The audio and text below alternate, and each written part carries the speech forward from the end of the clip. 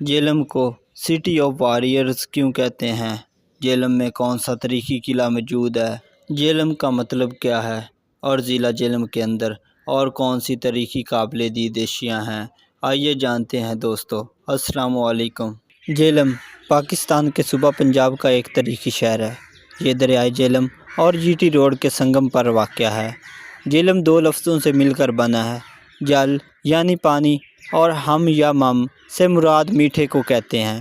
دریا کے دوسری طرف سرائے عالمگیر واقع ہے جو مغلیہ دور کی یاد دلاتی ہے۔ ضلع جہلم کی کل 4 تحصیلیں ہیں۔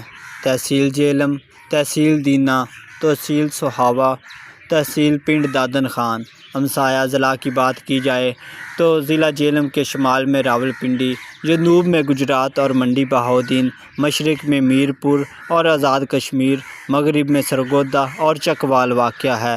قیام پاکستان کے بعد شہر کی ہندو آبادی بھارت چلی گئی اور بھارت سے آنے والے مہاجرین ان کی جگہ آباد ہو گئے۔ 1971 کی جنگ ضلع جہلم کے لیے ایک دکھ بھرا واقعہ تھا۔ جہلم کے ہزاروں جوان مشرقی پاکستان میں شہید ہو گئے اور ہزاروں کی تعداد میں جنگی قیدی بھی شامل تھے۔ مارشل لا حکمرانوں کے غیر جمہوری فیصلوں نے نہ صرف مشرقی پاکستان کو ہم سے علیحدہ کر دیا بلکہ جہلم کو بھی غمگین اور اشکبار کر دیا۔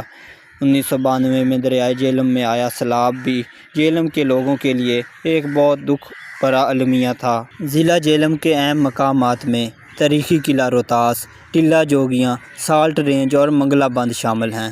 یہاں ایک گولف کھیلنے کا میدان بھی ہے جہاں قومی گولف ٹورنامنٹ منعقد ہوتے ہیں۔ جہلم میں واقع روہتاس کا قلعہ بہت قدیم قلعہ ہے جس کی بنیاد افغان بادشاہ شیر شاہ سوری نے رکھی۔ پٹھوار اور کوستان نمک کی سرزمین کے وسط میں یہ قلعہ تعمیر کیا گیا۔ اس قلعے کی تعمیر تقریباً 5 سال میں مکمل ہوئی۔ اس کے ایک طرف نالہ کس، دوسری طرف نالہ گان جبکہ تیسری طرف گہری کھائیاں اور گھنا جنگل ہے۔ قلعے کی تعمیر جنگ کنوج میں مغل بادشاہ ہمایوں کو شکست دینے کے بعد شروع کی گئی تاکہ مزید حملوں سے بچا جا سکے۔ ٹلہ جوگیاں جہلم کی سب سے اونچی چوٹی ہے جو ضلع کے مغربی حصہ میں واقع ہے۔ جہلم کا زرعی نظام دریائے جہلم اور نہری نظام پر انحصار کرتا ہے۔ یہاں پر اگائی جانے والی اہم فصلیں گندم، مکئی، چاول اور گنا، آم، مالٹا، امرود اور آڑو یہاں کے اہم پھل ہیں۔ جہلم کے علاقہ میں کئی اہم معدنی وسائل پائے جاتے ہیں جن میں سیمنٹ انڈسٹری، نمک، کوئلہ شامل ہیں۔ یہ تمام جغرافیائی عوامل جہلم کو نہ صرف ایک خوبصورت بلکہ ایک اہم اقتصادی اور تاریخی خطہ بھی بناتے ہیں۔ آپ جہلم کے بارے میں کیا معلومات رکھتے ہیں؟ اپنی رائے کا اظہار ضرور کریں۔